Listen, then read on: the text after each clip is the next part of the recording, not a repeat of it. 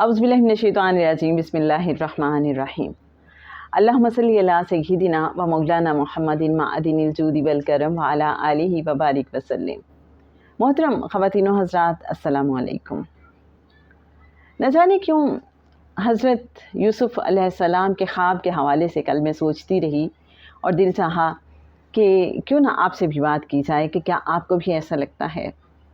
حضرت یوسف علیہ السلام ایک خواب دیکھتے ہیں کہ سورج، چاند اور ستارے انہیں سجدہ کر رہے ہیں۔ وہ اپنے والد کو یہ خواب بتاتے ہیں تو والد انہیں تلقین کرتے ہیں کہ دیکھو، اپنے بھائیوں کو یہ خواب مت بتانا۔ بات یہ ہے کہ کچھ ڈیزائن آف نیچر ہوتے ہیں،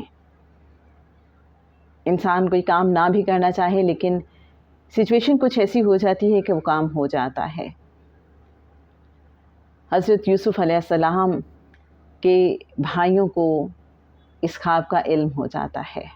وہ بھائی کہ جو پہلے ہی انسیکیور فیل کرتے تھے اور انہیں یہ لگتا تھا کہ جیسے ہمارے والد حضرت یوسف علیہ السلام سے زیادہ پیار کرتے ہیں ہماری نسبت، ایک کمپیریزن تھا، تھوڑی انسیکیورٹیز تھیں۔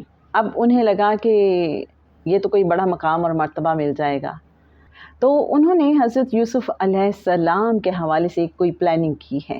انہیں کنویں میں ڈال دیا اور والد سے آ کے کہا کہ یوسف کو تو بھیڑیے نے کھا لیا ہے۔ والد اگرچہ حقیقت شناس ہیں لیکن کچھ نہیں کہتے۔ ہم جانتے ہیں کہ پھر کن کن راستوں سے گزر کے اور کتنی صعوبتیں کاٹنے کے بعد فائنلی حضرت یوسف علیہ السلام کتنا عزت و وقار پاتے ہیں، کتنا پیار پاتے ہیں اور عزیز مصر بنتے ہیں، اور ایک دن ایسا آتا ہے کہ ان کے بھائی ان کے سامنے ہیں، ان کی والدہ، ان کے والد ان کے سامنے ہیں اور سب تعظیمی سجدہ کر رہے ہیں انہیں، اور وہ خواب پورا ہو رہا ہے۔ خواب کی تعبیر کا دن تھا وہ۔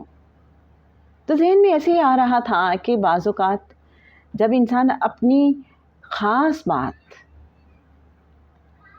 جو ہر ایک کے سامنے بیان نہیں کرنی چاہیے وہ بیان کر دیتا ہے تو پینڈا بڑا لمبا ہو جاتا ہے۔ خاصاں دی گل اما اگے نہیں مناسب کرنی، یہ سلسلہ کیا ہے؟ ہم اپنے آس پاس دیکھیں تو ہمیں کچھ لوگ ایسے ملتے ہیں، وہ کہتے ہیں کہ ہم بعض اوقات اپنی کامیابی کا تذکرہ کسی سے کر دیں تو اس کے بعد رکاوٹیں آنا شروع ہو جاتی ہیں۔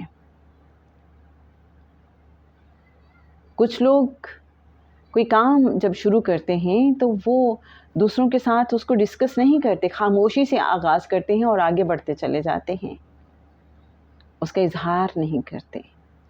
کیا ہے یہ سلسلہ؟ کیوں ہے یہ؟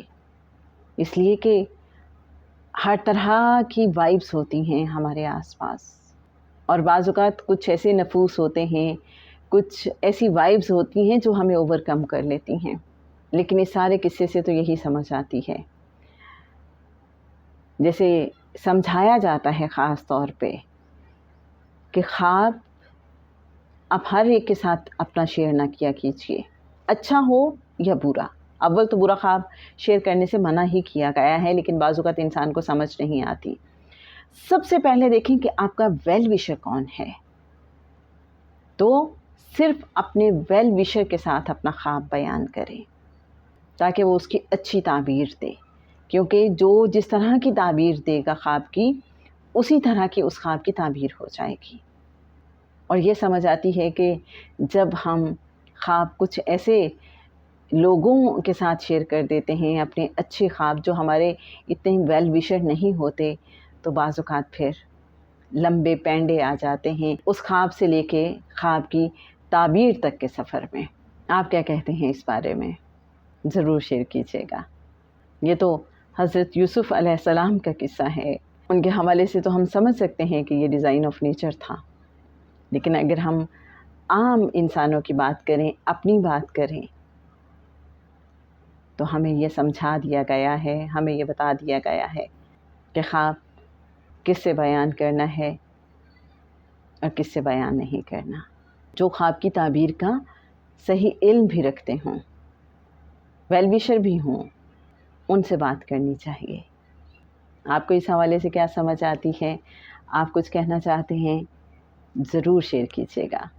اللہم صلی علی سیدنا و مولانا محمد معدن الجود والکرم وعلی آلہ وبارک وسلم۔